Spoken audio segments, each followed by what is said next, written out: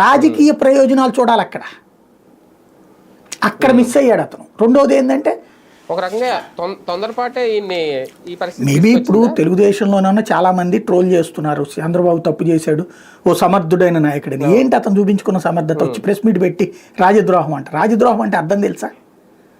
నక్సలైట్లకి తీవ్రవాదులకి వాడేది అది, దేశానికి వ్యతిరేకంగా ఈ పాలన వద్దని చెప్పి ప్రజాస్వామ్యం వద్దనేటటువంటి. సరే అంత అందంగా పదం ఉంది కదా అని మాట్లాడేశాడు ఆయన. రాజద్రోహం అని ఒక ఐఏఎస్ అనొచ్చా? అప్పుడు రఘురామకృష్ణరాజు గారి విషయంలో ఆ పదం ఒప్పుకోలేదు కదా. ఇప్పుడు అదే పదం వీళ్ళు ఎట్ట వాడతారు రాజద్రోహం అనేటటువంటిది? ఒకటి మనిషి మంచోడు, నోడు చదువుకున్నోడు, కాకపోతే ఇది రాజకీయ పదవి, అక్కడ రాజకీయంతో ముడిపడి ఉంటుంది ఫైబర్ నెట్ జీవితం అనేది గుర్తుపెట్టుకోవాలి. అక్కడ మిస్ అయ్యాడు. అందుకనే అక్కడ చంద్రబాబు గారు కూడా తెలివిగా చేసిన పని ఏంది, ఇతను రాజీనామా ఆమోదించేశారు. ఇది గుర్తుపెట్టుకోవాలి.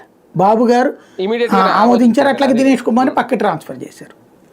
సింపుల్, వివాదం లేకుండా. ఎందుకంటే ఇది ఇలాంటి వ్యవస్థలకు సంబంధించి ఇది రెండో ఇష్యూ అనుకుంటాను. మొన్న టీటీడీ విషయంలో అప్పుడు కూడా ఆ శ్యామలారావు గారికి ఆయనకి మధ్యలో ఆయన ఎదురుగుండానే వివాదం జరిగింది. అప్పుడు ఇంత సీరియస్గా యాక్షన్ తీసుకోకపోయినా ఇటువంటి రిపీట్ అవుతాయేమో అని ఈ యాక్షన్ అంటే ఒక రకంగా ఒక సంకేతం కూడా. రేపు మాపు నామినేటెడ్ పోస్టులో కులం చేస్తారు చూడండి ఇందులో, నాకు తెలిసి వైసీపీ వాళ్ళు. మళ్ళీ అదొకటి ఉంది అక్కడేమో రెడ్డి కాబట్టి అంటే ఆమోదించారు, అక్కడ డైరెక్ట్ గా చంద్రబాబు ఎదురుగుండా